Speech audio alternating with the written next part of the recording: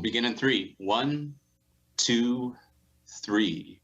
Welcome to the Gnostic Warrior. How you doing today, Alex? Great. No, this is exciting. Yeah, definitely. It's a long time coming, even though we just ran across each other's paths in your forum. I've been a big fan of your podcast, and then you've just came across my work now, and we have a lot of similarities and also differences, and I think those are going to come out in this podcast. But before we get into your great work, your podcast, your books that you're doing now, your ideas, can you share with the audience a little bit about who you are and your background?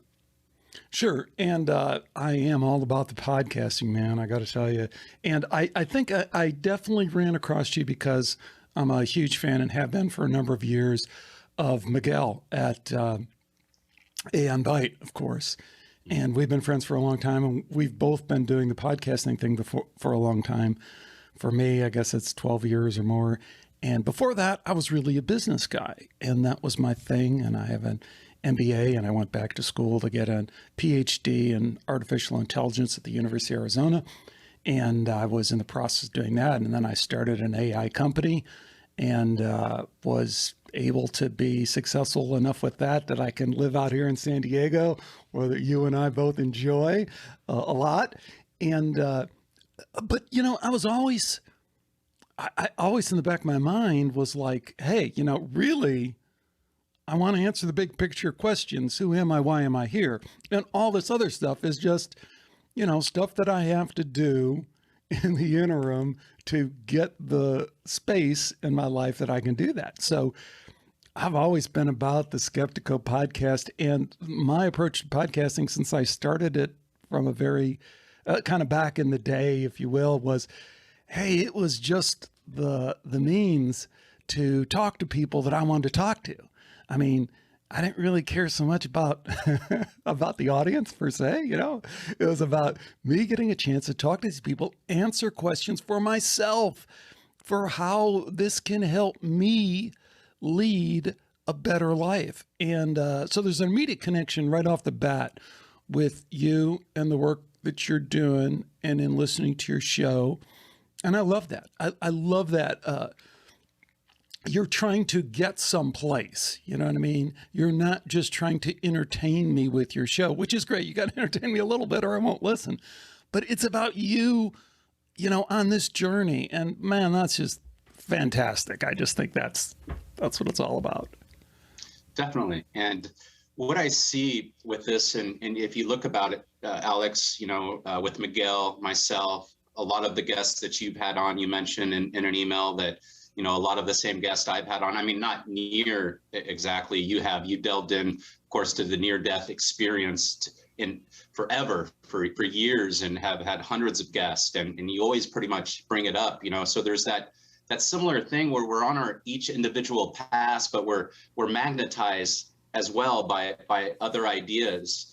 And that's what I find fascinating. You're very open. You started this road, as you say often on your podcast. You started, you know, looking at this as the science from the skeptical type of point of view. You wanted answers, and then you got pulled into this other arena of conspiracy, esotericism, the occult, religion, and here you are, right? Here you're talking to all these different people. And my path was actually the opposite. It was on the esoteric, the Gnostic, the occult side.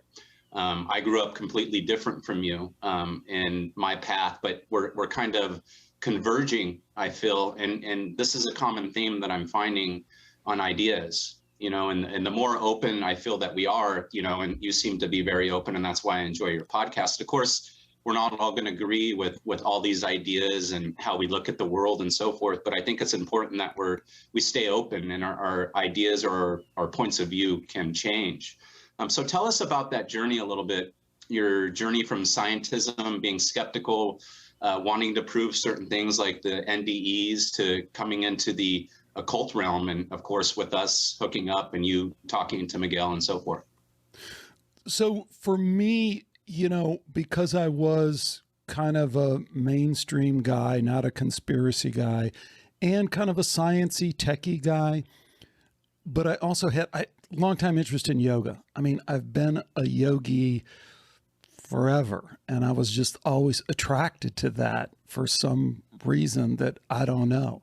And not only the philosophy, but definitely the philosophy, but also the physical practice and pranayama, and just not that I'm particularly good at any of that stuff, but just attract it, and it's funny because I remember I was doing my startup in tech, and I'm in Dallas and I'm really going and blowing, doing everything I can. And I'm also doing correspondence classes with Yogananda, autobiography of a yogi. And now I live, I still do yoga like 6 times a week, and I ride my bike up, and I have this great spot that I perch myself on. It's this great, great area, and it's so cool that we live out here. And I look down right at Yogananda's Self-Realization Fellowship, and I just can't help but think, that's so strange. It's so strange, the path that we find ourselves on. But, back to your question, Mo. So that was, I wasn't really knowing where I was going, other than I felt like the quote unquote skeptics were full of shit. I didn't know for sure, but I just had a sense that they weren't really playing it straight. And I love, you're a business guy in the sense that you run a business, and especially in the business that you do. I mean, it's a tough business. I know it is. And I know that there's a lot of different sorts and types. And then you run into people who are skeptical, but also people who are in great need. So you run across all this kind of stuff where you have to have your bullshit meter on all the time, like for clients, but also for probably suppliers, but also for, it's the whole thing. Being in that world is, I think, so helpful, so useful, especially when you start talking to science types and science bullshitters, and Neil deGrasse Tysons and Sam Harris's, who are just full of shit, and Michael Shermer, who I love. Michael Shermer, he's a great friend of mine, but he's so full of shit. I mean, and being able to sort through that by really diving into the science. I mean, I cut my teeth with Rupert Sheldrake, Cambridge biologist. Rupert Sheldrake knows his stuff. Dean Radin, ions, knows his stuff. Bell Labs, research out the yazoo. Dr. Julie Beischel, medium reading, they know their stuff. I think that I'm so glad I started with that base, with the people who are doing an intelligent, educated, scientific pushback on the materialistic science bullshit. What you're alluding to is that led me to kind of the conspiratorial part of it. Not so much the esoteric occult side, because I was always kind of open to that, at least from the sense that Christianity seemed like a psyop, seemed like a social engineering project right from the beginning. So that also led me kind of into the conspiratorial thing. And the conspiratorial thing, as I've explored it over the last few years, I think has been really tremendous to me as well, because it's given me this other lens through which I kind of look at all this stuff. So, hey man, I mean, that's kind of, I love listening to the interview you did with Miguel, because I feel like I know a little bit about your background, and I'm like very interested in where this dialogue right now is going to go, because this could get really skeptical really quick in a good way, because if I could just go on one more minute. One of the things I really enjoy is what I talk about getting to level 3, because level 1 is just like, Gnosticism, is there such a thing? Did people ever really study it? Or who were the guys who wrote these crazy comic book Christian kind of things?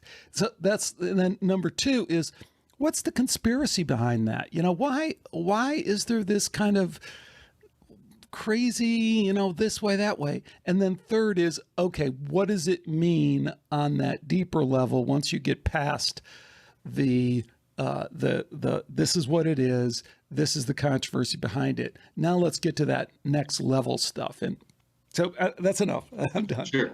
Yeah. So to me, when you look deep enough, and as you have, and looking into the science, and as I'd mentioned, I went more of the esoteric route and then got into the science because I wanted to also validate what I was hearing in the occult and esoteric, because some of it seemed like just a bunch of gobbledygook and BS to me. And when I started getting into the science, I started resonating with the science, like it was part of me, even though I didn't have a scientific background. Me getting in, actually, my son into mold and learning about his sickness and various illnesses, I actually studied hundreds of papers on toxic mold and their effects. And I was having pushback by his doctors, who are, the leading authorities, and literally seeing specialist after specialist trying to save my son's life. That took me down the rabbit hole of science. And, I just started studying paper after paper and, reading that they're weaponizing the toxins found in mold. They're putting, in Iraq, Saddam Hussein actually he had a mold factory there of aspergillus, and they were weaponizing the mycotoxins. And they're basically a way to kill a population slowly over time, so they don't know they're being killed. So you could release these toxins over people. They would have no idea what is happening to them, but they slowly would start getting ill effects and dying. So I would read all this data, and then I would go to the doctor, and he would like, mold's not dangerous, you're crazy, And so that took me, to listening to podcasts and coming across your podcast as well. And I found a massive conspiracy. And it seemed like there was a conspiracy to keep knowledge from us, right? And here I am, the Gnostic warrior, the knowledge warrior. And this is something I knew, but for some reason I had this belief in our system still, and doctors and science and so forth. And it took that trip down the rabbit hole, and then seeing it firsthand. And then my son, who was sick, could not get help, and they were giving him all these Latin names, and I'd have to look it up. What's this mean? I think he has this, so you take him here. And I would read it, and then I would type in mold or the mycotoxins, and immediately I would find 10 papers tied to that condition, so I kept seeing that thing happen. And it was like as if they didn't have the knowledge. And then I would learn from other doctors that were knowledgeable that, they don't train them on mold. They literally have like a paragraph that doctors get trained upon mold. So it was almost as if they were trained to be stupid on mold, right? So I felt there was a conspiracy because you look at the data, millions of people, the fungal experts, the Rupert Sheldrake's, he's more of I'd say a evolutionary, not a biologist, right? What is Rupert Sheldrake? Yeah, he's a straight up biologist from Cambridge. Okay. And he's actually one of my favorite guys to study in regards to this. And, I've came across his work, a lot. So anyways, I found this conspiracy. And then if you look back, one of the things you focus on is the Roman conspiracy, Josephus. That really is the beginning of all this. This is the beginning of the attack on knowledge, because knowledge is power. And if you look at that time, that's when the Library of Alexandria was burned. That's when they took the temple, from the Hebrews, the Phoenician Hebrews, who we call the Jews today. Back then, they didn't even call them the Jews. So one of the things that you need to understand, and this is where I think we should go, is maybe here, the time of Josephus and the Roman conspiracy. When a nation conquers another nation, they don't kill everybody, and they usually allow certain people and lords and vassals to rule that population on behalf of Rome. And I believe that Josephus and a certain royal family, a Hasmonean family that happens to be tied to the Bible and to the alleged Jesus. And a lot of these names are allegorical, meant to actually conceal certain events. And so that's my theory, is that there was a war, and they decided at that time Rome was going to go to war against all knowledge. So there's this thing that I believe that certain people that are close to power have a job, i.e. Neil deGrasse Tyson, these scientists and so forth, to mislead people on behalf of the powers that be that rule, and through the deep state. And it's this constant thing for 2,000 years that we're in the year 2021 thereof talking about it right now. There's so much to pull apart there. So, and I want to try and do that, because like one of the things you said that I think is super cool, and I've never heard anyone say it before, trained to be stupid. And I think that's spot on, and I think it's brilliant. And so I wanted to rewind back to that point because, your audience is probably already cool with this, but so many people aren't. And that's that they don't understand how the scientific conspiracy can work. They don't understand how your experience with your son could possibly be true, because where they immediately go is, this is what I hear. People go, oh yeah, like grand conspiracies of that level are just impossible because you can't get everyone kind of on board, marching in the same step. And it's true, you can't. But what you can do is you can train them to be stupid. What you can do is reward people who follow people who are stupid. You can reward people who are dissenters. You can punish them. Andrew Wakefield has kind of been back in the news the last couple of years with the whole vaccine science. I mean, if you go look at, I bring it up because I just ran across another interview with him. He was like the head of the whole vaccine department or neurological department. I don't know what it is, but he had like 20 doctors, researchers working for him at the University of London, which is like super prestigious. He was like a high-ranking guy when he dared to question the MMR thing, and he didn't even slam it. He just said, hey, it seems kind of curious here. There seems to be some kind of connection between this and these gastrointestinal problems that my patients are having and the autism and that kind of stuff. If you look at the takedown of that guy, it is a classic example of how this trained to be stupid thing that you're talking about, Mo, I think happens. That's how it happens. So number one, we take Andrew Wakefield, or I just did another interview with Dr. Eben Alexander, who is, Harvard neurosurgeon who happens to have a near-death experience and tells the world, hey man, this is real. I was, my brain was gone, dead, spinal meningitis, gone. No, E. coli bacteria, spinal meningitis, gone. And yet I went to this other dimension, had this whole experience. The takedown by him of people saying, well, he doesn't know neuroscience. He's a frickin' Harvard neurosurgeon. He's got his people's brains. He teaches at Harvard Medical School.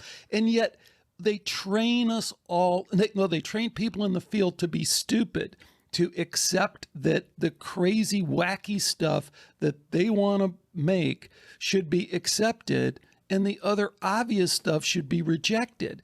But I guess I'm going a long way around the barn because I think this point you're making is so important.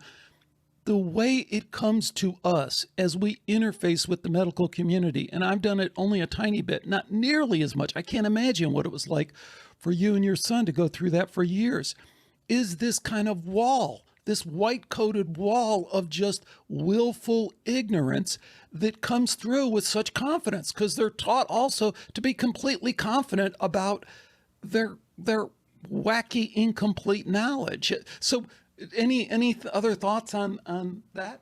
Well, yeah. So that's another thing that I totally agree with is there's a lot of egotism in the medical field and the scientific field, right? And if you look at how they're trained, and I use that train to be stupid, they basically are trained to regurgitate. There's really no active thinking going on. So the way you got to where you got, as far as being skeptical and then also validating the near-death experiences, because you looked into the science, you had time, because of the career path that you took, you were able to retire early and you were able to delve into the science and have time. Most people don't have time and they're trained, I believe, to be automatons. And this science that I talk about often, and I believe is actually how we're trained and how the vaccine goes to work in our gastrointestinal tracts, is I believe that's how we're actually trained, is through our second brains to become almost like automatons. So if you look at our education system, it's not based about ideas and new ideas and innovating, it's about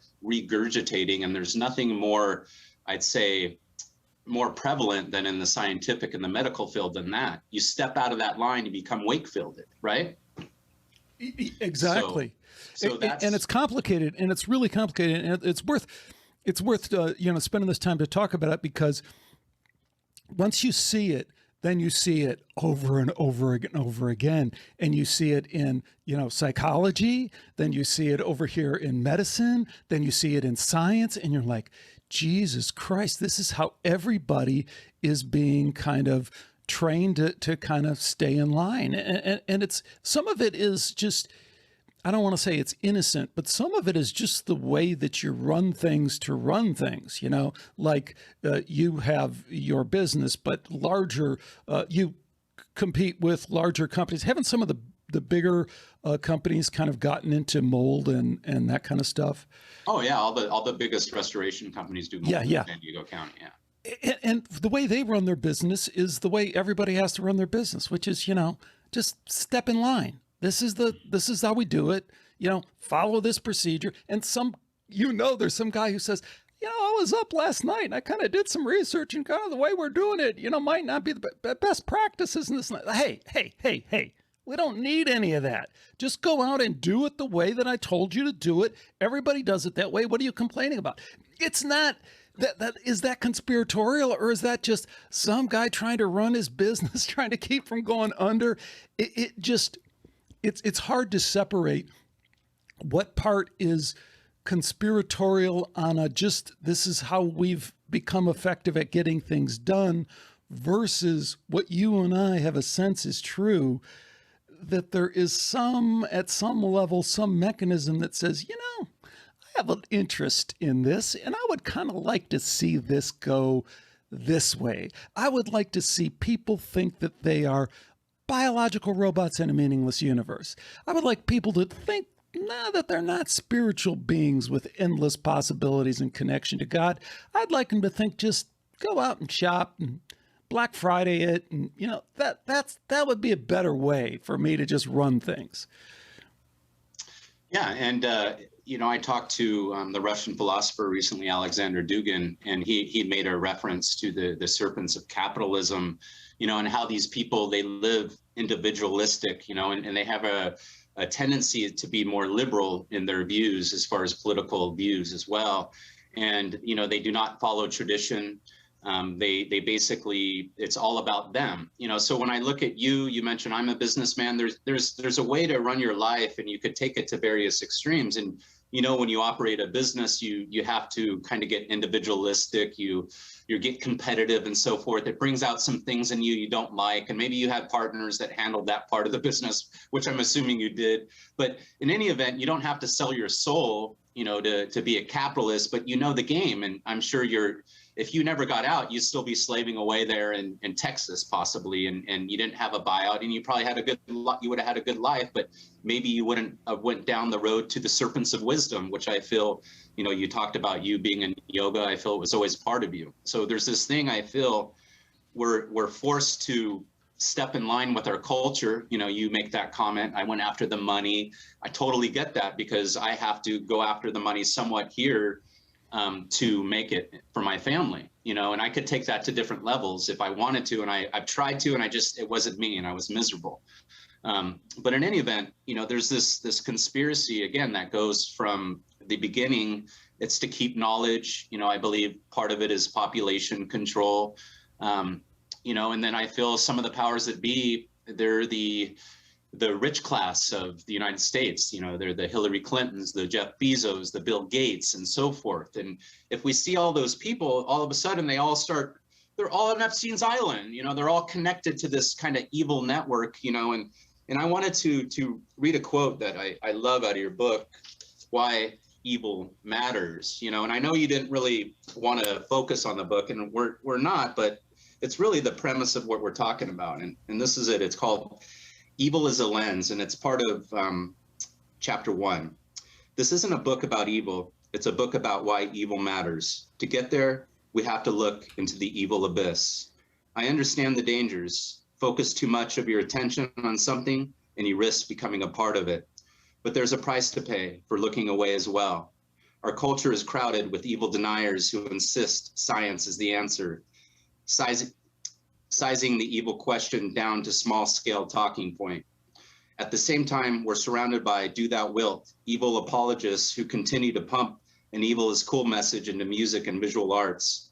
For a counterbalance to the strange alliance of scientific materialism and wink and nod occultism, you might look to our religious institutions. They have failed in this as well. We're preached at by narrow-minded religious believers who trade free thought for crazy authoritative dogma. Maybe there's another path, and maybe evil can be the lens that helps us find it. A shock therapy entry point to understanding those parts of human consciousness that extend beyond our minute-by-minute ordinary experience. A less than scary but true reality science lacks the wisdom, will to understand. Maybe we can nudge a little closer to the truth. Maybe we can look into the abyss without falling in it. But first, we'll have to confront Satan. We will do that in the next chapter. So that's interesting too. So let's briefly talk about Satan and my understanding. So you mentioned religion in there, you mentioned evil, you mentioned politics, you mentioned science, you mentioned where we're at now. And if you look at the story of Satan, which I want to bring up to you, Alex, is he was called the first Gnostic. Okay, so when I look at the story of the church, you look at how did the word Satan get to us? How did these stories get to us? Well, it got to us through Rome and the church, through Catholicism. And if you look at Satan, you look at what did the church fathers say about who Satan was? So that's the journey I went on. And I found out that was Simon Magus, and Simon Magus is, he was Simon the magician, and he's from Judea, the tribe of Judah, the same tribe that Josephus was from. And they called him Satan, the first Gnostic. He was the leader of what they called the Antichrist. And it was Simon who was held up as a god in Judea. They had statues of him, I think up until 400 AD, Alex, of Simon. They had a statue of him in Rome. They called him the bridge builder. And some of them called him the Son of Man. He had several titles, but one of the titles that he got surnamed was Peter, Saint Peter. So the Catholic Church. That's the chair. Right. The Pope sits in. Well, man, we could have a really good. And first of all, you are already, adding to my knowledge base on this. And when I first started looking at the whole Roman thing, I was completely ignorant. And I feel like I'm a little bit less ignorant, but I'm still filling in so many of the gaps.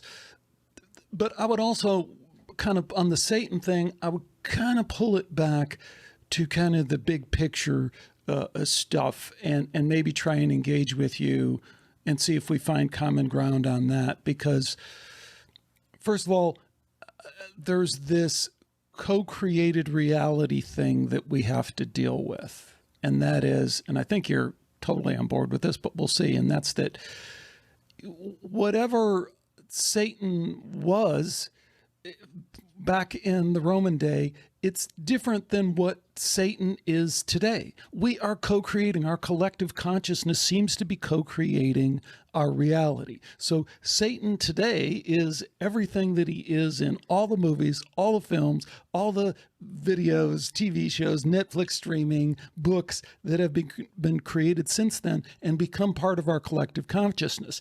And this is not like pure speculation. It seems, it seems to be confirmed by a lot of the wisdom traditions. I mean, if you talk to a Tibetan Buddhist, they say, oh, yeah, I mean, that's, it's Tulpa, but it's also this, who does the Gregoria kind of thing? It's not the Buddhist, but this concept of co-created reality is something that comes up a lot in a lot of different esoteric traditions.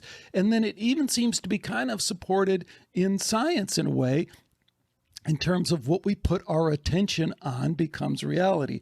And it's one way of reading the whole double slit experiment, the observer effect, is it a wave, it's a particle? Well, it's, whatever your attention brings it to. If a tree falls in the forest, does it make any sound? The Zen people were thinking about this all along. So I'm throwing a lot of stuff there, but I'm not sure that we need to look at Satan per se. I mean, we can, but to me, what I look at and say, is there this extended consciousness realm? And for you and I, and most people listening to this show, that's like duh, how could you be so stupid? But it's important to remind ourselves that, again, back to the science thing, they're trying to tell you that the consciousness does not exist.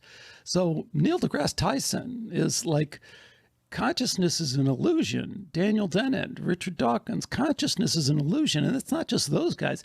It is fundamentally the foundational belief of neuroscience is that there is no you in there, Mo. It's just this hunk of brain chemistry that's kind of doing this stuff. There's no you in there. There's no consciousness. So you go from consciousness, which is real and is denied by science, then you go to extended consciousness, and you have, all this other stuff. And in that realm, there seems to be a force that for as long as time has been around, we've identified as being just kind of nasty, kind of against us, kind of trying to damage our soul. So that's where I was going in the book, was to say, that's it. Don't get hung up on the history. But I love getting hung up on the history, so we'll go back there in a minute. But it's just like, can we at least agree on that? And then, so what I do all the time with people that I interview on the show when I want to kind of prod a little bit, I just go to the darkest dark stuff. I go to the interview I had with the FBI agent Bob Hammer, who infiltrated the North American Man-Boy Love Association. And, and he's undercover with these pedophiles who are luring at these little kids at Toys R Us and looking over the railing, and not just talking about the sex they want to do with those 7 and 8-year-olds, but how they want to hurt them and how they want to see the pain and the fear in their face. And I go, so still say there's no evil? And everybody at that point breaks down and goes, no, that's fucking evil. I don't know Satan, I don't know the rest of the shit, but that is fucking evil. And I think that's where we got to get to. That was my point, is, okay, so now you're with me. Now we can start talking about the history and all the rest of it, but let's acknowledge that there is this force out there that is in this extended realm, because these guys aren't just dreaming it up in their head. They are being influenced, and it is out there. If we look at, we're a biological robot, right? And there's no extended consciousness. We have no spirits, and there's no spiritual realm and all this stuff. I mean, that's the perfect way to train a population to live in the now, right? To be an individual, to not care about another life or have a conscience, right? About what they do. If they lie or they bend the truth or they mislead millions of people for a little cash, hey, everybody else does it, don't worry about it. And then if they do find out, i.e. possibly the Neil deGrasse Tysons, the Richard Dawkins, I think they're smart enough, right, to not get a free pass. These guys, I believe, are just paid stooges for the most part, and that's why they are where they're at. And, if you train a population to think that way, people are going to do that wilt, right? I was that way when I grew up under this system. I was like a foreigner growing up in a foreign country, but this is how we got down. And like, if I didn't step in line, Alex, I was just getting chewed alive by the fellow parasites around me. So if we look at that and we look at what's happened to us, individually in our individual past, it's as if they're trained to be this way. And then there lies the conspiracy. And then we take it to all those different levels. And that's how I believe population control happens. I believe that's how they pay off people. And then you live in this realm like we live in Disneyland, and behind each door are actually people that'll kill you and screw your children and do this and that. And when you first go into Disneyland, you don't think that, right? You think, hey, this is just the land of happiness and so forth. But you realize once you pull the cover, this isn't the Wizard of Oz. And there's people that are paid somehow through the deep state to do this sick stuff. And it amazes me that we've gotten to this level of depravity, though. The things that you see, the things that you read, it's just, why do we need to do all this? Why do they need to do this to so many children? And I think it's just gotten out of control, the do thou wilt type of thing. And that's who we have in power now in most places in our country.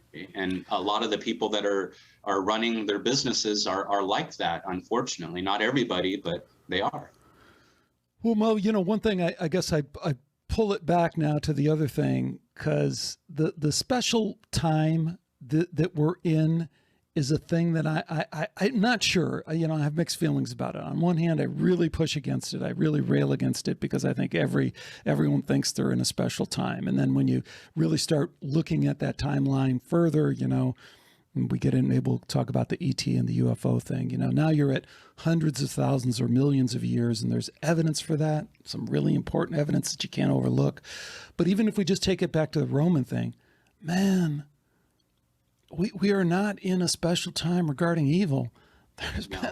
There's been a lot of evil for a long time. We're not in a special time in terms of this abuse of children and this sacrifice of the innocent and the virgin and all that stuff. That is deeply, deeply ingrained, not just in the Christian culture either, but before Christianity. So I don't know. What do you make of that?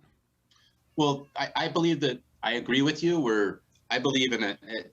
The stuff you talk about, it's like on steroids. There's X a million people. We have the internet. We have our phones. So I think not a time in history you can compare to the past like we have now. So that's kind of where we're in a special time.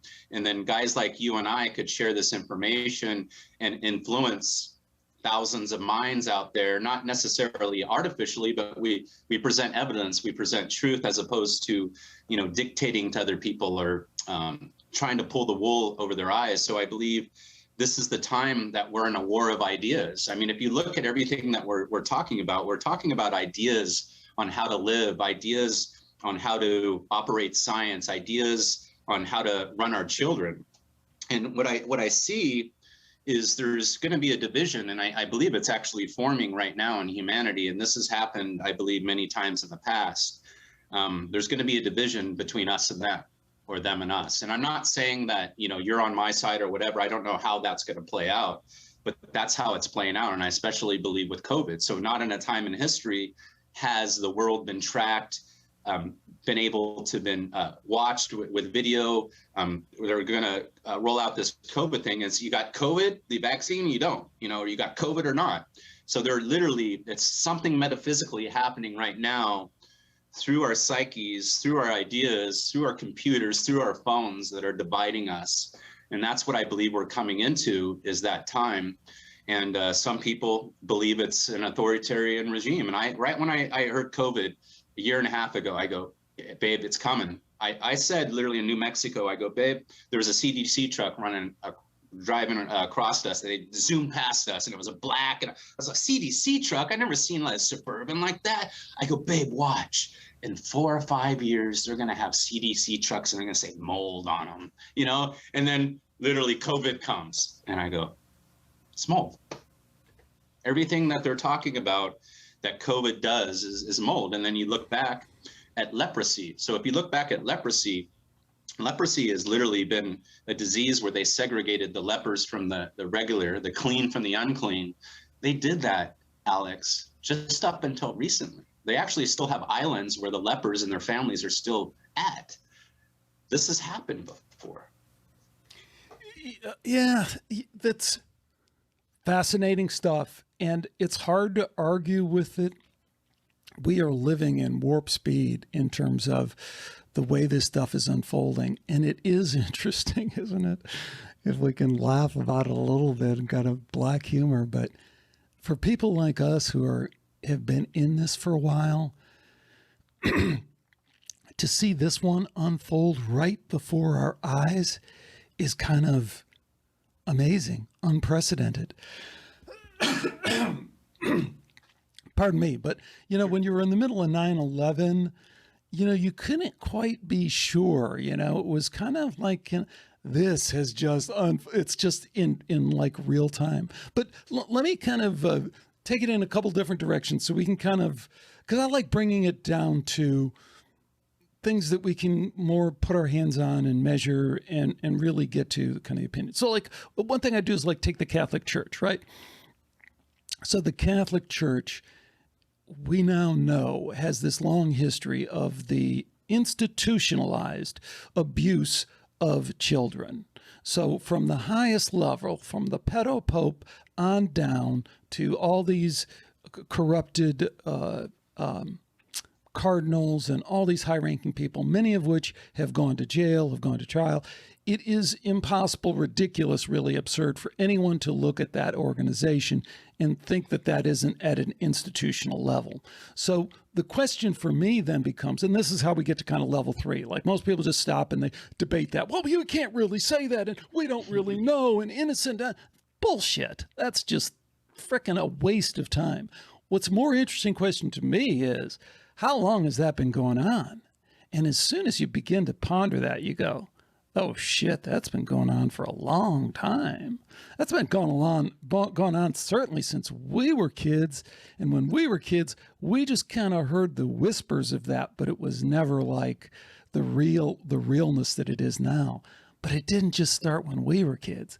It was before that and before that and before that, and for hundreds and hundreds of years. So when you then put that back into what you were saying, which is undoubtedly true about the increased communication, and in some ways from a positive standpoint, the increased openness that we have in sharing information that wasn't shareable before, we have that side of it too, in terms of trying to figure out where we are in terms of this battle that might be coming between us and them. And then the one other thing I would throw into that is, then I think we also have to return to the spiritual and say, okay, from a spiritual perspective, what does that battle look like? And you have a perspective probably driven by your Gnostic sensibility, which is awesome in some ways, but in other ways, I'm not sure I'm totally willing to go there. So what do you think about that as the Catholic Church as a lens for looking at how this stuff maybe has been around for a lot longer than we think, but it is mainly by virtue of people like you and I and so many other people who are in this community of trying to expose this stuff, that it is more in our awareness? I looked into the Catholic Church. I grew up Roman Catholic, and I don't go to the church for the reasons that you mentioned. Now, I don't support it in any way, but I want to read a quote from Pope Gregory the Great in the 7th century. "It's better to marry than to burn. It's better to marry than the occasion of death." All right. This quote, Pope Gregory the Great made in the 7th century, shortly after, under his authority, Rome had issued the decree depriving Catholic priests of their wives, decreeing they be celibate. Meaning priestly celibacy was now officially enforced by Roman law, which meant that it was illegal to have sex with anyone. Many of these same-sex priests were married or had serious relationships, mainly with women. It was said that sometime after this decree was ordered, Pope Gregory had commanded that some fish should be caught from the local fish ponds, but instead of finding fish, the fishermen reportedly found the heads of over 6,000 infants who had drowned in the ponds in order to conceal the priests' fornications and their adulteries.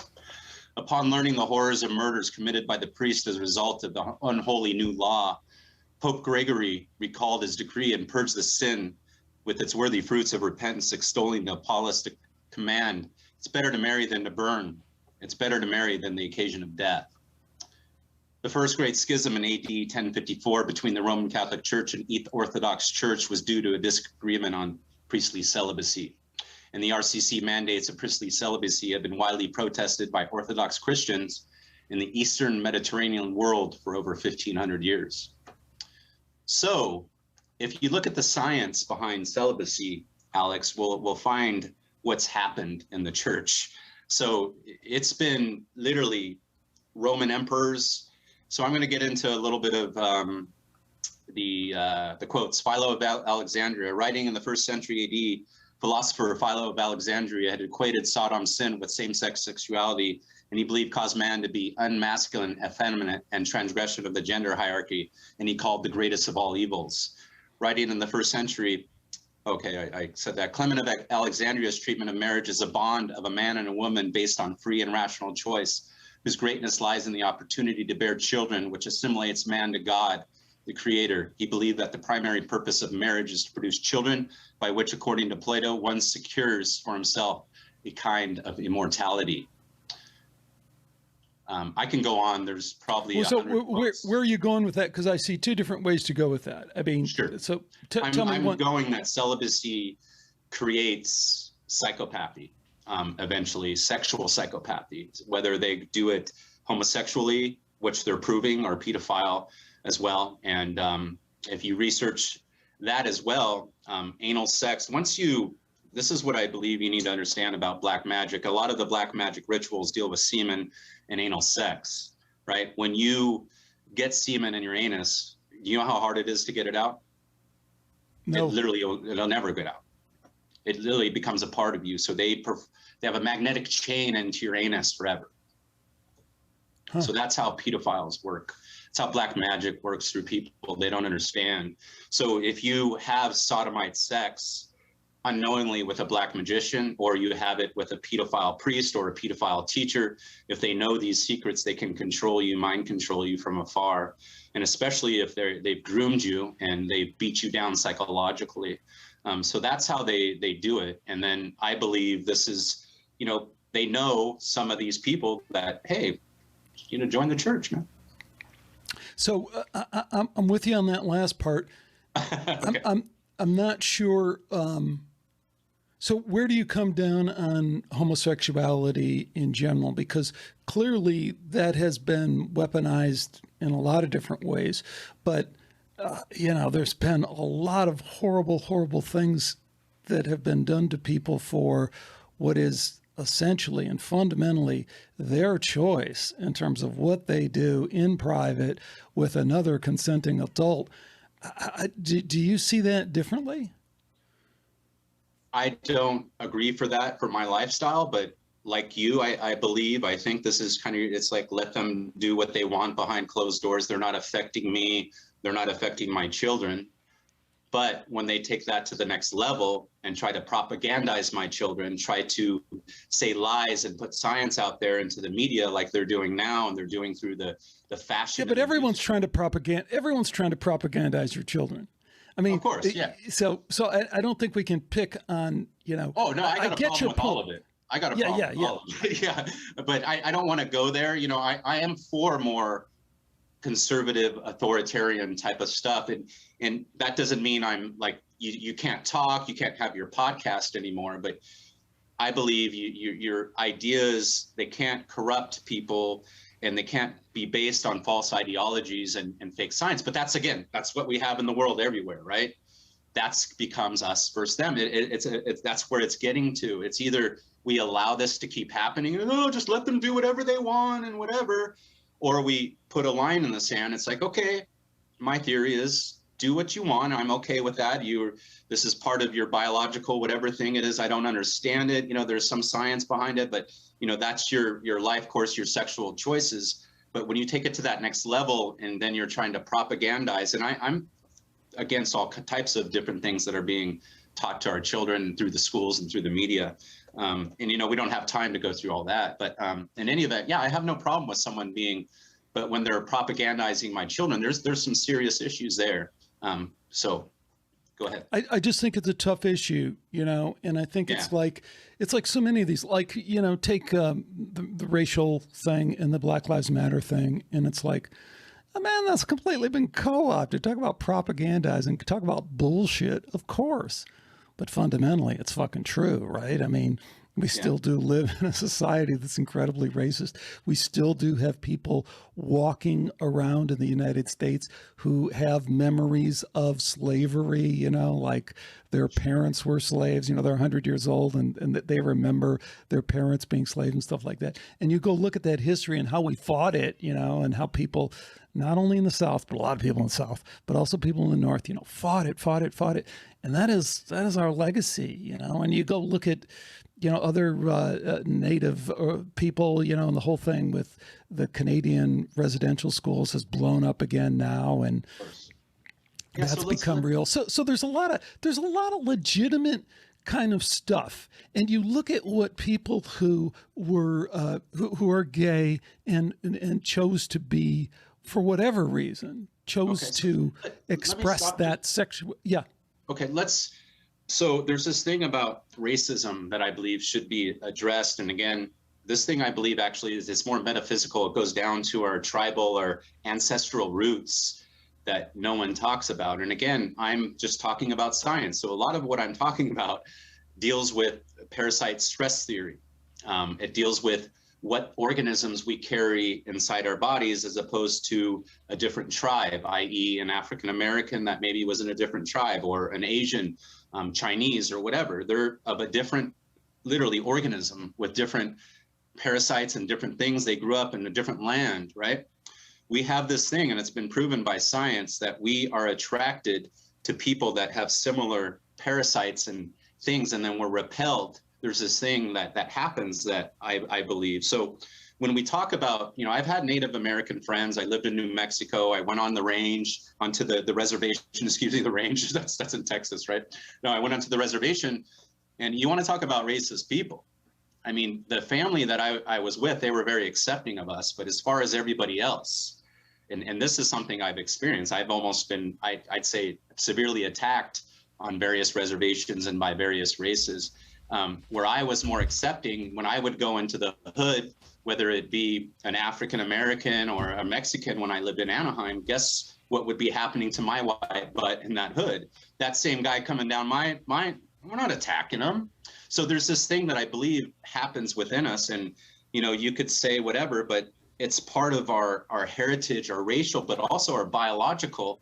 And then if you look at parasite stress theory, there's something within us that avoids other people of different organisms, and it's a metaphysical type of thing. So I'm not saying everybody's like that, and I believe a lot of us are a little bit, we're mixed as well. So again, I'm just kind of saying we gravitate more towards people who we are metaphysically and racially. Yeah, I don't know the science on that, but I'm suspect of it, and also I think that this stuff comes up, and that there's these minor influences, but they're easily overcome just by, changing your belief system, right? So you can say because that, from a sociological standpoint, that's definitely true. Like, you get all these people in this little town in Michigan, and they hate black people, and then they're forced to integrate with them in one way or another. And, 5 years later, when the kids grow up, they're like, oh no, these people are totally cool. These are my best friends, kind of thing. So it's like, okay, you can talk about your biological predisposition, and then I can point to a sociological experiment that says, well, that trumps that 10 times over in terms of. But they just mixed DNA. They just mixed organisms. So the people you're talking about are I'm not talking about them marrying and having kids. I'm just talking about growing, going to school with them. Oh, sure. Like the culture evolving and our ideas about racial, interracial stuff, right? Exactly. And so if you're going to measure that scientifically, you measure beliefs, right? So you go and measure the beliefs of these people before, and then you measure the beliefs of these people after, and they change dramatically. And then you have to account for that, and you can't account for that biologically, and that's not to say that so you would just have to tease out what you're saying, and I'd have to really kind of see that on another level, from a spiritual level. Of course, it doesn't make any sense from reincarnation standpoint. Go watch the latest Netflix show from my friend Leslie Kane on surviving death.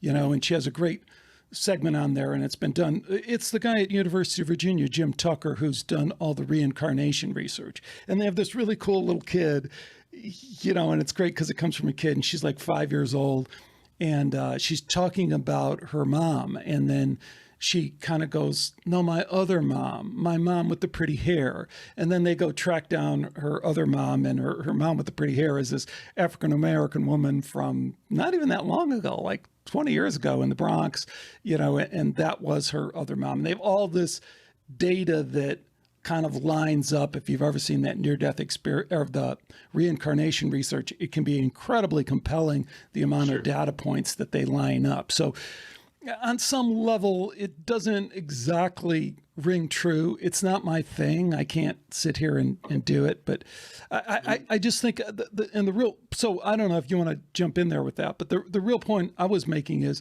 I just think we need to always be challenging the data and challenging the narrative and challenging our own narrative and everyone else's narrative too. Definitely. And I agree with what you had said there. So do you know that there's people with my exact same Y DNA that are Black? Do you know that there's same people that my exact Y DNA that are Arab, that are Jewish, that here I am in the West and I share their E haplogroup, and literally you'll go in Ethiopia and he's Black? So if you research the data, and I research Ian Stevenson and so forth, is we reincarnate in the same DNA line. So my belief is that we reincarnate, and you could be of a different color or look of a different race, but we reincarnate in the same DNA lines, tribal lines. That's interesting. I'd like to see that. I'd like to see that research. I'll make a note. Please send me that. Yeah, definitely. So then I did a deep dive into my own DNA, and that's how, I found out, my family came from pharaohs in Egypt, and then we were in Phoenicia, and we were in Greece, and so forth. And then I researched my haplogroup for the last 10 years, and I have people all over the world. Ethiopia is my main line in Ethiopia. And just so you know, Moses married an Ethiopian, Cushite, and that's how the Ethiopians came about. If you research kind of the history back there, again, I don't know if exactly that's what happened. And then I'm also, I'm interlined with the Greeks. So there's a lot of Greeks with my exact haplogroup. I think 40% of Greeks have my haplogroup, and then also Phoenician. So when I got my certificate, it said I'm Phoenician, I'm Greek, Hellene, and then I'm also Celtic, right? So I'm a Celt here in the West, but when I go back to the East, where my family originally came from before they came out here in a boat, I was of a different, possibly colored skin and in Greece and so forth.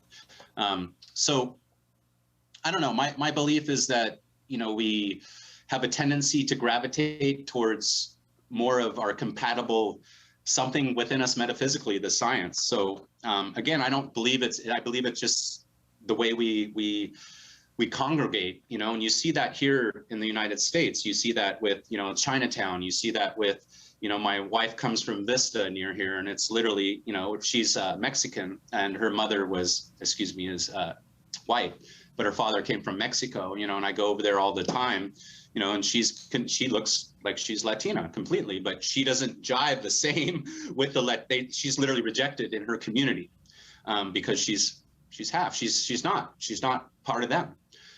Even by her own father, somewhat, she was rejected her whole life. So there's something happening there that I've seen time and time again, and then with my own experiences metaphysically. And again, I'm open to anybody. My thing is if you're open to me, you have open ideas, you're a good person, you're someone I don't mind talking to and sharing ideas with and stuff. And I believe ideas and how we look at the world are huge, not depending on the race. And, people could be mind controlled no matter what the race is, So I believe, we've came a long way with race in these discussions, and we don't need to go back there, but the science is showing that we do connect with people with like organisms, and we're opposed to people that aren't.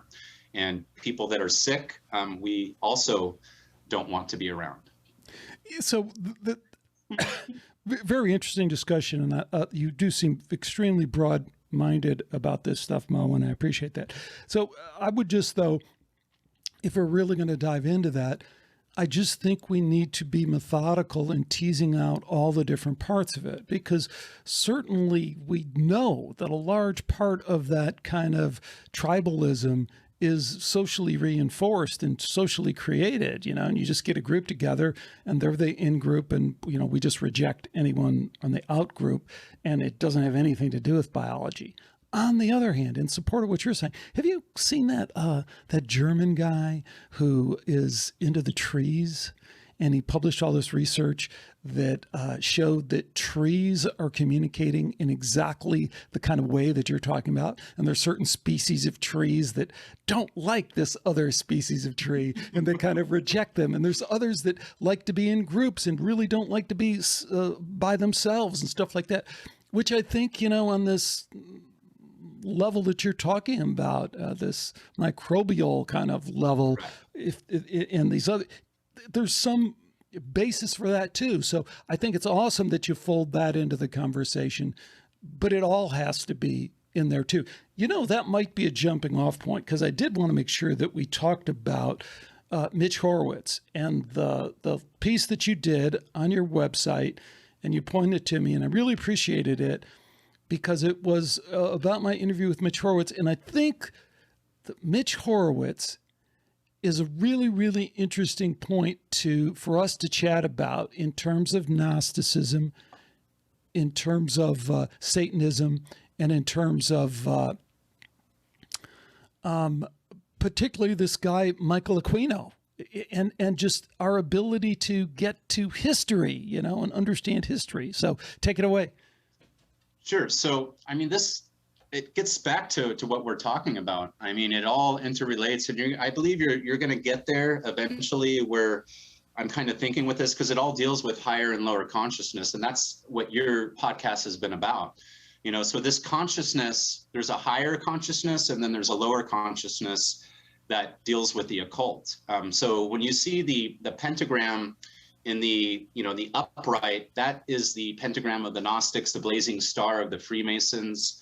And then when it's inverted, that's of Satan, the devil's hoof, of evil, of so forth. You do thou wilt, you follow the self. It's the individual path. So it's important, that people, they understand the difference. So, a Satanist per se, they follow individualism, they follow the self.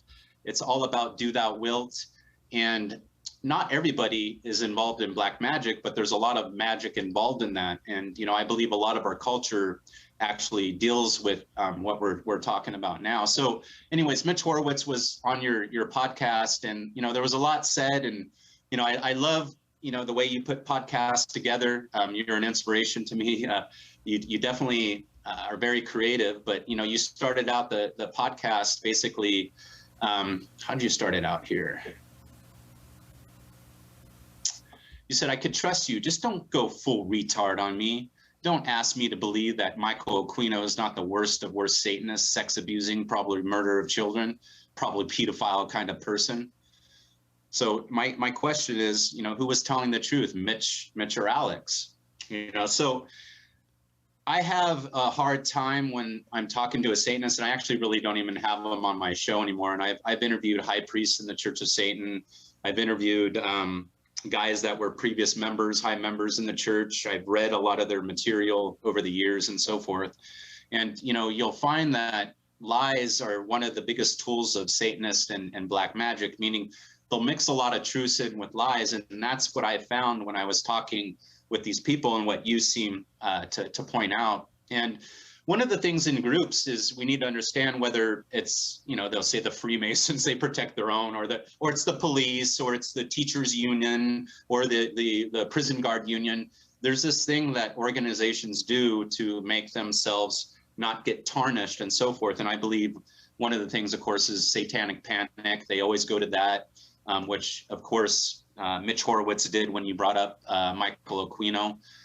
So Michael Aquino was a high-level army guy that used black magic. Full stop. Go ahead. Talk about that for a minute, how you process that. High-level army guy. I mean, he was in deep with, they were like, hey, bring on all that Satanism shit if we can use it and weaponize it, right? Right. And that really goes to what I had mentioned before, where people are put in different positions. So if you look at people that don't tell the truth, right, what I just said, it's a lie. It's black magic. Okay, so it's a form of Satanism. So when people do that, it could be Michael Aquino, it could be Neil deGrasse Tyson, it could be your boss, it could be your husband, it could be your wife. I believe we're actually trained in America to be somewhat Satanist de facto when we're young, because there's this thing in the Bible, all Cretans were liars. I forget who had said that, but St. Paul basically repeated that. And, there was this big debate, I forget who had said it. Epaenetus Gnosis was his name, right? So Epaenetus was a prophet and a seer of the Orphic mysteries on the same island of Crete, where his fellow Cretans came from. And he said, all Cretans are liars. So there was this, if all Cretans are liars, you're a liar, Epaenetus Gnosis, right? So, yeah, there's this thing that I believe we become, we go along with it. It's Santa, right? And, we know it's Christmas and whatever. And you're going to tell your kid, there's no Santa. You're not getting no presents. We're not going along with the cult. I mean, they're just like, we hate Dad. Oh, my God. He's a Satanist. It's like, you got to go along with it. right? So that's kind of the reality that we live in. But when you get into the studies, and like you and I, Alex, and you pull up the cover and you start looking into things, you start going, wait a second, this is bullshit, and we're more aligned and magnetized to truth and finding it, and we're more repelled from the bullshit, i.e. Skeptiko, right? So when someone comes on your show, you don't have a problem calling them out, and I love that. And you probably have way more patience than I do, because the way you do it, I take notes. You call them frenemies, and you do this and you do that, and they still like you, and you still like them for some reason. But we become like that, But I think the reason, because of everything that I've been through, and my family and what my kids are going through, as a result of the lies and the satanic world that we live in, and the music. And I was a punk rock. I lived in the world of Satanism, and all my friends are dead. Like literally 75% of them are dead from living this path of do thou wilt. And I almost died several times. Near-death experiences. I could be on your show talking about those, from 3 drug overdoses, coming back, waking up in prison out of a coma, and seeing them give me, pumping my chest and giving me charcoal and putting it in my mouth, So those type of things have happened. And I'm repelled by people that teach in the open these occult teachings and this magic, and they're on YouTube, and I end the article. There was another article that I actually made talking about this type of stuff, and they're openly teaching us to our children. There's no type of age limits on them, and they're teaching them how to call demons and so forth. And if you look at the research, they're killing people, some of these people. So take it. You just hit on so many great points, and I didn't really know some of the details there of your personal experience, which are very, very interesting. We could talk a lot about that, and how our path leads us to another part of the path, another part of the journey. But I wanted to hone in on a couple things, because it circles back to points we made. I love your point about deception. And I always bring this up to people because it is such a sleight of hand thing. You said about 3 or 4 points that were so key. One is that deception is part of the game for the folks who align themselves with this certain branch of Satanism or occultism and stuff like that. And it's like, you don't deserve the truth. You know what? Fuck yes, I can lie to you, because part of the game is for you to figure out whether I'm fucking lying to you. And if I can get away with it, then I should, because I'm actually helping you, because you should be able to kind of figure it out. And I love how you tie that into our culture. That is our culture. That is, Bill Clinton. Well, it depends on what your definition of is. And just the bold-faced lies of, George Bush, of just conspiracy theory, it's like lies after lies after lies, just, and not to mention more current presidents, Joe Biden, Donald Trump, one after another. It is so interwoven in our culture. And that's the important thing, like we were talking about with Michael Aquino. If people don't know, you got to go look at this guy. I did a couple of shows on him. Worst of the worst kind of MK Ultra mind fucking people who just want to screw with people. His modus operandi, as it plays out with Satanism, is just what he was doing in the military, which is to go on and get you all upset and get you charged up and about Satanism, and saying all these horrible things and saying, hey man, this is my freedom of religion. Michael Aquino was made head chaplain in the Army, of all the armed forces. This Satanist wrote the book, the guide for all chaplains in the Army. Is there something going on there that just kind of an in-your-face kind of, well, this is kind of how we do things? But if people want to read your article and go listen to my show, the way I approached it with Mitch Horowitz, who, hey, like I said, nice enough guy, he's got good hair, he's got very well-spoken, excellent writer and all the rest of that, but a fucking liar. And you don't know if he's that willfully ignorant, which I find impossible to believe, or he's just lying. And that's my default position is, I just think he's lying. Because anyone who looks at the history of Michael Aquino, it is overwhelmingly evidential that this guy was a pedophile. And even when they investigated him with the Army, finally, they came out and they did this full report and said, I don't know why we can't nail this guy. I don't know why he keeps slipping through indictment after indictment. But the Army investigation says this guy is a liar. It's almost certain that the charges of pedophilia are true. It's almost certain that his charges of abuse and all this other thing, let alone they go to his house. So they have these little kids that come forward, 60 of them, and they describe what's in his house and the satanic altar and the bones and the walls all painted back black and red and the things that him and his wife did. And it's enough information to get a search warrant, and they get the search warrant and they go in the house and they find everything exactly the way it is. And they get the videos and they get all this stuff. But of course, they can't make a court case because if the gloves don't fit, you must acquit. This guy is being protected. But as you say, for a guy like Mitch Horowitz, who is high profile, you turn on History Channel, anything on esoteric, you're going to find Mitch Horowitz there spinning his very kind of soft, friendly, it's all okay kind of Satanism. For him to say, and that's where I did try and hold his feet to the fire, say, that's your inspiration. That's your inspiration, Michael Aquino? Really? And then, as you say, his default answer is, well, it's a satanic panic. Bullshit, satanic panic. The satanic panic's real. Sure, there were some wacky people that got all charged up about, seeing it in places that it didn't exist. But fundamentally, it was true. Satanic ritual abuse was true, like we talked about on that show. And I don't know if you've ever done a show on the McMartin preschool thing, but McMartin preschool, the first cases were freaking real.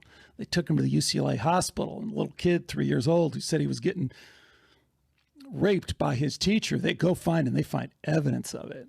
And these kids have sexual transmitted diseases. They're 3, 4, 5 years old, and their parents don't have them. And they say it came from the teacher. That's physical evidence. But Mitch Horowitz will have you believe that it's all just satanic panic. And, Alex, I'm really surprised that you would say that. But back to so many points that you made there. I'm just trying to highlight them all. But sure. The deception thing is so key. It just amazes me that people don't straight in factor that in, that the person's just lying. There's no other way to put it. They're lying in order to advance their agenda. And maybe I am, but I'm not, but maybe I am, but go check it out for yourself. But maybe assume that, everything isn't exactly what you see. I don't know. Did we talk enough about it? Is there anything to add to it? No, it goes back to the root problem. People don't have the time usually to research it, so they accept the face value. That's my thing, where we're trained to be automatons, and we're trained to accept these talking heads on the History Channel or on TV. So that's where the power lies, and where, of course, I have a problem. You said he's a liar, and I feel, you said maybe I'm a liar, but I'm telling the truth. No, I believe you're telling the truth because I know you are, because I've studied this subject. So it's different when you're looking at it at a point of view where it's like, I never really studied it, but I like Alex. He seems to be, but I like Mitch too, Yeah, right. Where does that get anybody? Nowhere. I can't. I got to jump in there because I love the people that come to the Skeptiko Forum, and again, I've been doing this for a lot of years, so I'm always amazed when I go back and look at some posts. There's hundreds and hundreds of people that used to be there and aren't there anymore, and then there's new people that come, and that's always so fun and exciting. And I'm always there. If people want to find me, Skeptiko Forum, I respond to almost everything there. That's how I got here. Yeah, that's how I got you on the show. So.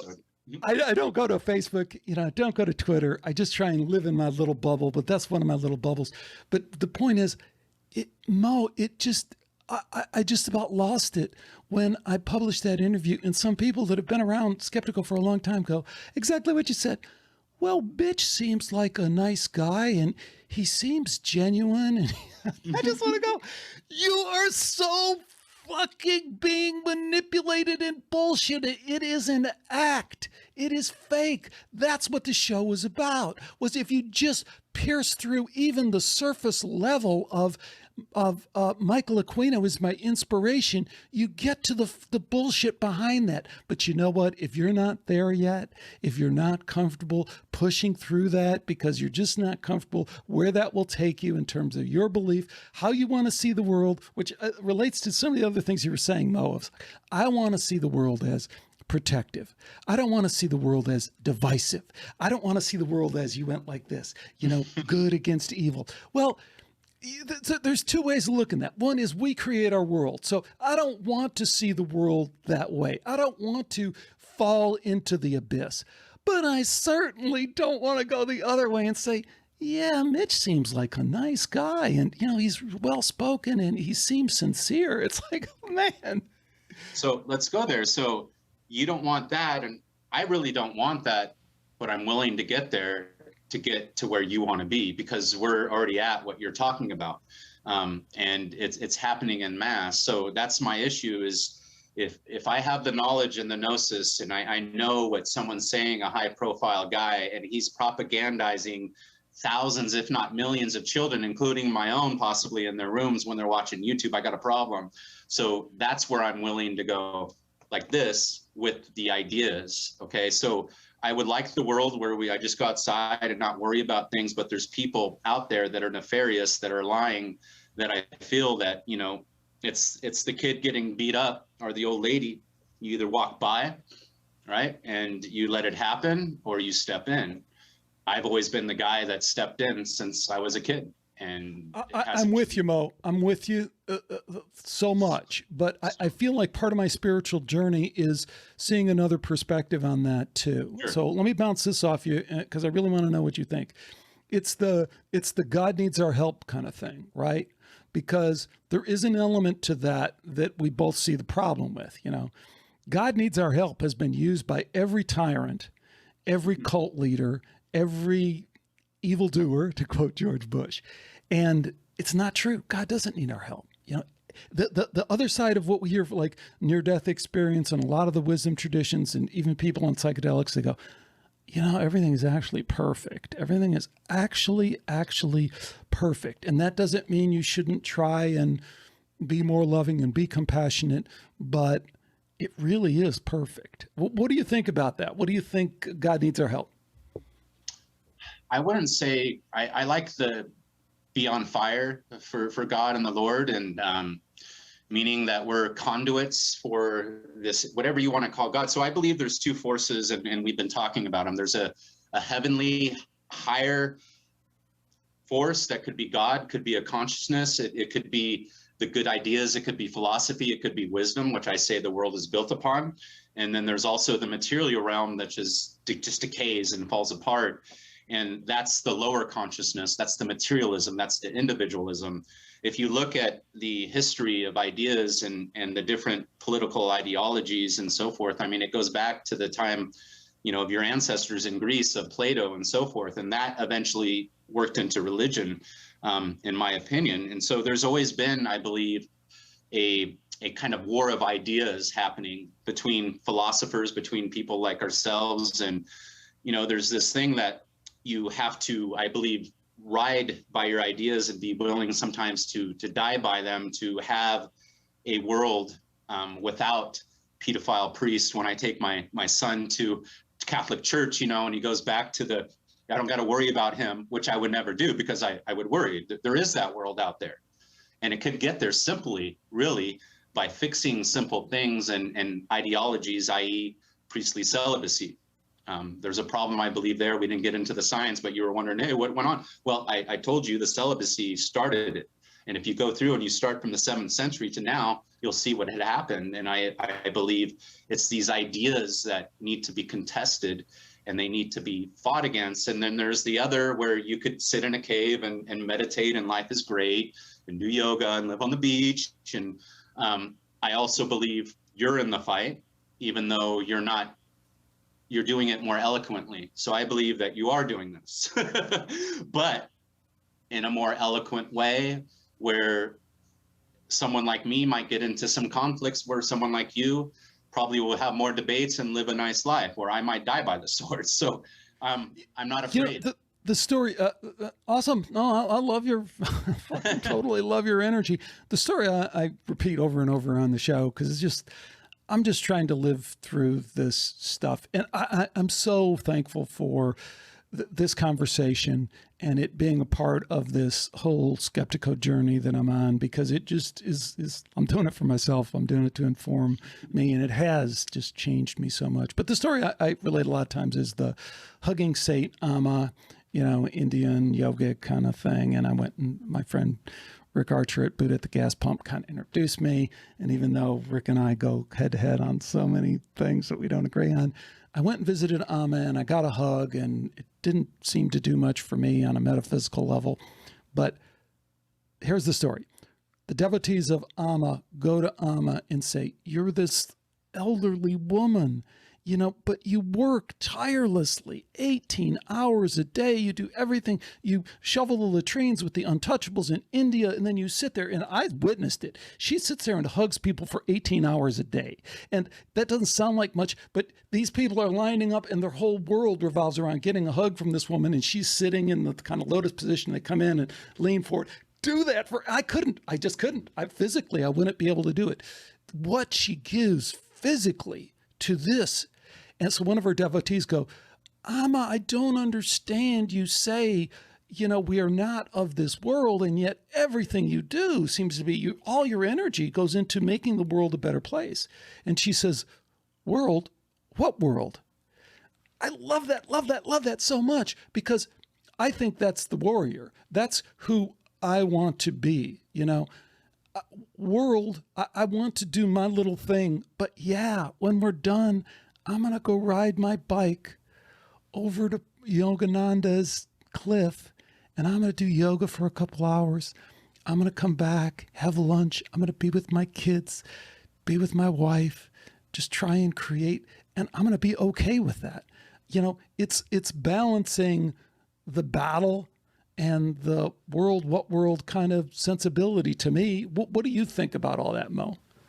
I love it. And I believe that that's a beautiful path. And I sometimes I envy people like yourself that are on that path. And it's not mine. Like I feel that there's different characters in the game, and that my life path chose me to be the way I am. So my day would be somewhat similar, with the surfing, the hanging out with the family, and then maybe couple hours of martial arts, and then some sparring, and maybe a match, where I fight someone or whatever, and then have some lunch, have some dinner, hang out with my kids, read a little book, and then, call it a day. And that would be kind of my day, so. You got more energy than I do, man. I'm envious. Yeah, maybe do it. But the point was there, it's I believe we're similar, but I'm willing to take up the fight. And I believe that sometimes that we need to fight for what is right. And there needs to be guys that are willing to be frenemies with people. And then there's willing guys that, like me, I'd like to fight Mitch Horowitz in a YouTube fight. Can we do that? Can you arrange it? Maybe, either Skeptiko, we could, or we could do martial arts, and, the Satanist versus the, Gnostic Christian. Kind of funny story there, because Mitch got really pissed off after the interview, and he sent me some very, very sharp emails. And, I just did the same thing, the kind of marshmallow Patrick from SpongeBob, kind of thing, I was like, hey, Mitch, I think this conversation is important. I'm glad you're out there having your part of it. I go, why don't we go on some show? We'll go on Tinfoil Hat. We'll go on Miguel's show and bite. I didn't offer up you, but we do it. Mm-hmm. Zip zero, which is the other thing you hear from these chicken shit Satanist left-hand pathers, is if you can get them out and get them to talk, that's great. But they really don't want to engage with anyone who's really going to call bullshit on them. They don't, because they know they just wind up looking stupid. Why wouldn't he go on any of these platforms? Miguel has a large platform. He's been on the show multiple times. Why wouldn't he go with me? I'm a nice guy. I'm not going to do anything too mean to him, but he won't. Well, it's what I said in the article, Manly P. Hall. The biggest weapon against a Satanist, a black magician, is the truth. Yes. Yes. So, and that's the path we're on, brother. Right on to that. So let's finish this off with where are you heading now with Skeptiko, with your life and where you've gone. You did this turn. I believe you're starting to bridge the gap between the material scientist and the spirituality and God. And I see you. It's almost like you're doing a full circle. You're coming back a little bit to tradition. Well, I've always been, the beacon has always been the spiritual for me. It always has been. And if anything, I was kind of fronting a little bit in order to not hit people right between the eyes with that. But that's always what I cared about. I'll tell you what I'm interested in lately, and it has a lot of intersection with what you're talking about. And I wish I would have allowed us to go into the Josephus thing. And I you say Josephus, which I understand is, I don't even know if it's the right pronunciation, but I always say Josephus. Sure either, so, yeah. I'm not sure. So I just always go Josephus. I like Josephus, actually. That's better, actually. Well, I've heard it from scholars both ways, so I'm not like saying I know. It's like Carl Jung and Carl Jung, right? Yeah, exactly. So, anyways, I think that history is super important. I've just about driven listeners of the show crazy because I've done so many shows on it. But man, if you appreciate anything about what I do on Skeptiko, it's that I'm not going to let it go. I'm going to drill into it. I'm going to get every angle on it. I just talked to, and I'm publishing it, I think next week, an interview with a guy, PhD, historian, Oxford, Adrian Goldsworthy, all about ancient history, Roman history. He's written books about Caesar and Roman warfare and Alexandria and very, very scholarly kind of thing. I love that stuff. Can't get enough of it. Love all the things that you were saying and Peter and stuff like that. And we should have that. We should have that follow-up discussion either on Skeptiko or another round on your show, because that's where I'm heading. I think the unindoctrination thing is like key. And I got that term from Jeff Doherty, who is another friend of me. I love Jeff. I thought he was great. Jesus was an MK Ultra murder victim. Merry Christmas. I know that pisses off Christians, but it's like getting at the historical Jesus is, to me, is fundamental to understanding how we got to where we are. And as you said, how we get to the 7th century, how we get to this Roman church, which is really just the cult of Mithras kind of warmed over. It's really a secret society kind of thing. It doesn't really have anything to do with if there was a historical Jesus or what it taught. It really is about social engineering. That's my opinion. That's my working hypothesis. So that is just an area that I'm exploring over and over again and keep coming back to. So we should have that follow-on discussion. Yeah, definitely. I agree. And again, it all ties in to now, to why we are where we're at. Well, I hesitate to say I love agreeing with people when I agree with them, and I partially agree with you, but